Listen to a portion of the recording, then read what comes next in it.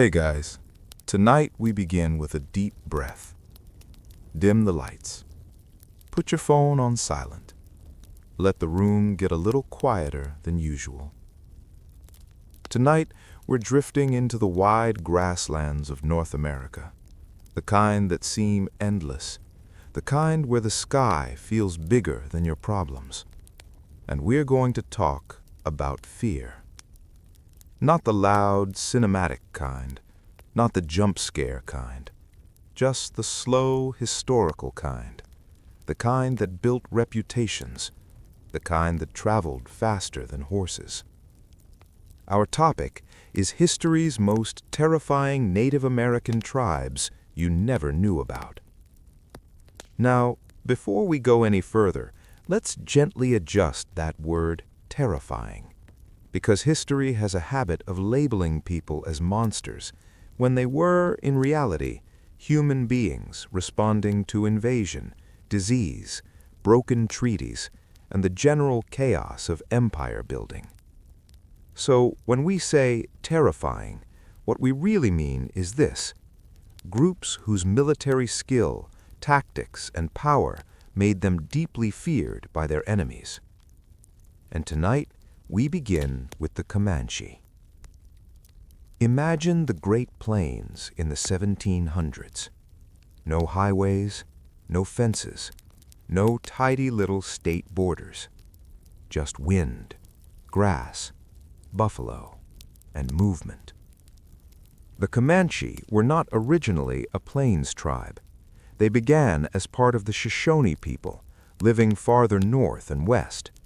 But sometime in the late 1600s, they acquired horses, and everything changed. Because once the Comanche mastered the horse, they didn't just use it, they became it. They reshaped their entire culture around speed, around mobility, around the open horizon. Children learned to ride almost as soon as they could walk. Warriors could lean off the side of a galloping horse and hang there, shielded by the animal's body, firing arrows underneath its neck, which, if you were on the receiving end of that, was unsettling. Spanish colonists in New Mexico learned this quickly. So did Mexican settlers to the south. Later, so did Texans. The Comanche controlled a massive territory known as Comancheria. It stretched across what is now Texas, Oklahoma, New Mexico, and parts of Kansas and Colorado.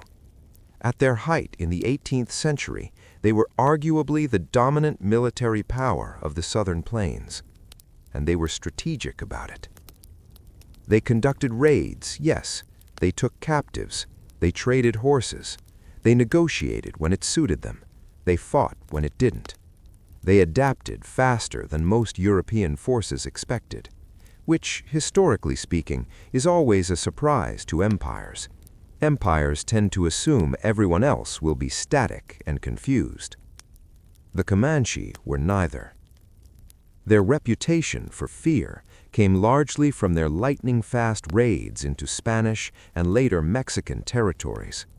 They could travel extraordinary distances in short periods of time, strike, disappear, reappear somewhere else entirely. It created a psychological effect that was as powerful as any weapon. Settlements would hear rumors first, then hoofbeats, then nothing but smoke on the horizon. But here's where we slow down, because from the Comanche perspective, this was survival. European expansion had already reshaped the continent.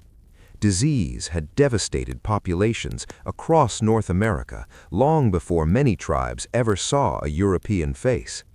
Trade networks were shifting. Power balances were unstable. The Comanche responded by becoming indispensable to the regional economy. They traded horses to French and American merchants. They negotiated with Spanish officials. They sometimes played rival colonial powers against one another. In other words, they were not just warriors, they were diplomats, traders, strategists. They built a decentralized political system, Bands operated semi-independently. Leadership was earned through skill and influence rather than strict heredity. It was flexible, which made it resilient. And yes, to their enemies, they were terrifying. In the 1800s, as American settlers pushed westward, the Comanche continued to resist. The Texas Rangers developed specific brutal counterattacks in response to Comanche raids. Violence escalated. Retaliation fed retaliation, and the plains became a cycle of attack and revenge. It's important to sit with that quietly, because the word terrifying depends on perspective. To settlers trying to build homesteads, Comanche raids were devastating and frightening. To the Comanche, settlers represented encroachment, broken agreements, and the collapse of the buffalo herds that sustained their world. History rarely hands out clean moral categories. It prefers messy ones. By the late 19th century, things began to shift. The buffalo population collapsed due to overhunting. U.S. military campaigns intensified. Reservation policies confined tribes to smaller territories. Disease continued its quiet work. The Comanche, like many Plains nations, were forced onto reservations in Indian Territory, present-day Oklahoma, and the era of Comancheria ended. But here's something interesting. Even after their political power diminished, their reputation lingered. Stories circulated among settlers and soldiers for decades, exaggerated, embellished, sometimes outright fictional. The Comanche became a kind of mythic figure in American imagination, the unstoppable rider, the shadow on the prairie. Myths are powerful things. They flatten complexity. They simplify people into symbols. They turn survival into legend.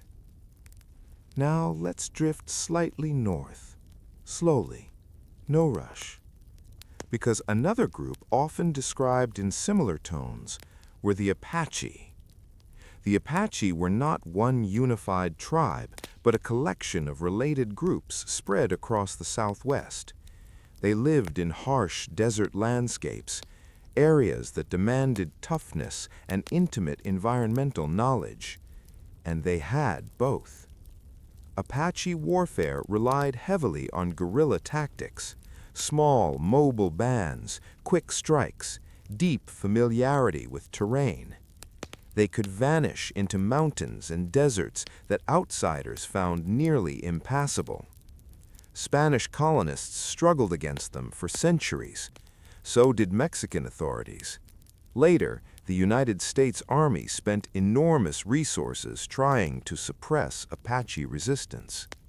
One of the most famous Apache leaders was Geronimo, and if his name feels cinematic, that's because it became one. But his life was not an action film. It was long stretches of hardship, displacement, and pursuit. Geronimo resisted both Mexican and American forces after the deaths of his family members in a Mexican attack. His resistance lasted decades. He escaped from reservations multiple times. Each time, pursuit followed. To American newspapers of the era, he was portrayed as a menace, a symbol of untamed frontier danger. But again, from his perspective, he was defending autonomy in a world that was rapidly shrinking. The Apache reputation for being terrifying came largely from their ability to outmaneuver larger forces. Soldiers unfamiliar with desert warfare found themselves frustrated and exhausted. Supply lines stretched thin, morale wore down. Fear grows quickly in environments people don't understand. And that pattern repeats again and again in history. The unfamiliar becomes dangerous. The mobile becomes unpredictable. The resistant becomes villainous. But if we smooth the narrative out, if we slow it down to this quiet bedtime pace, what we see is something less dramatic and more human. We see societies adapting to pressure. We see strategic minds at work. We see grief turning into resistance. Now, let's float gently eastward for a moment. The Iroquois Confederacy, also known as the Haudenosaunee, developed one of the most sophisticated political alliances in North America long before European colonization intensified. Their confederacy united multiple nations under a shared council system. In the 17th century, during the Beaver Wars, they expanded aggressively, seeking control over fur trade routes. Their military campaigns displaced rival tribes and reshaped regional power dynamics. French colonists and their indigenous allies feared Iroquois war parties. Raids were strategic and often brutal by the standards of the time. Captives were sometimes adopted into families to replace lost members, a cultural practice that confused and unsettled Europeans. Again, perspective matters. Warfare in early modern North America was not uniquely violent compared to Europe. In fact, if you glance across the Atlantic at the 30 Years' War, you'll find devastation on a scale that makes most frontier conflicts look almost restrained. Human beings, it turns out, are capable of organized violence in nearly every culture. What made certain Native American tribes terrifying to colonists was not savagery, it was effectiveness. Mobility, terrain mastery, coalitions, adaptability, and perhaps most unsettling of all, independence. As American expansion accelerated in the 19th century, narratives hardened. Tribes resisting removal policies were cast as obstacles to destiny. Popular media exaggerated violence, simplified motives, reduced entire nations to caricatures. Those caricatures linger even today. So as we settle deeper into this story, under the quiet hum of your room, let's hold on to nuance. The Comanche were powerful because they mastered the horse and built an economy around mobility.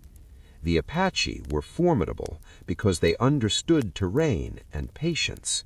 The Iroquois shaped geopolitics through alliance and calculated warfare.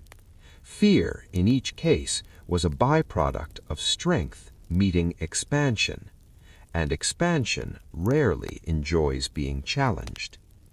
If you listen closely, you can almost hear the wind across the plains again, not as a soundtrack to battle, just as wind, moving over grass that has seen centuries of human ambition. We'll continue drifting through more stories in the next part, more tribes whose reputations became larger than life, more examples of how history turns conflict into legend. For now, just let the rhythm of it settle. The hoofbeats fade, the dust settles, and the night grows quiet again. Let's ease back into it. The grass is still moving in that slow, endless rhythm. The sky is still wide, and the sense that something might appear on the horizon at any moment still lingers. Tonight, we drift northward, toward the Lakota, one of the three major divisions of the Sioux Nation. And if the Comanche shaped fear in the southern plains, the Lakota cast a long, steady shadow across the northern ones. The Lakota were not always the dominant force people later imagined. In the 1600s, they lived farther east, near the Great Lakes. But like so many plains nations, the arrival of the horse transformed everything. Mobility meant access to buffalo. Access to buffalo meant survival, and survival, as always, shaped politics. By the 1700s, the Lakota had moved westward onto the plains. They adapted quickly. Teepees replaced more permanent wood structures. Life revolved around the great buffalo herds, and society became deeply tied to hunting skill, bravery, and generosity. It's worth pausing here, because when we talk about terrifying tribes, we often forget that most of daily life had nothing to do with warfare. It involved cooking over open fires, children playing, stories told under starlight, community decisions debated in council circles. But when conflict did come, the Lakota were prepared. They were organized into bands, each with its own leadership. Authority wasn't absolute, it was earned. War leaders gained influence through success and personal courage, and courage on the plains was a carefully defined thing. Counting coup, for example, was one of the highest acts of bravery. A warrior would touch an enemy in battle and escape unharmed. No killing required, just proximity, just risk. It sounds almost symbolic, because it was. Prestige came not from slaughter, but from daring. Still, that didn't make Lakota war parties any less feared by their opponents. As American settlers pushed west in the 19th century, tension increased. The discovery of gold in Colorado in 1858 and later in the Black Hills ignited waves of migration. Treaties were signed, then ignored, then renegotiated, then broken again.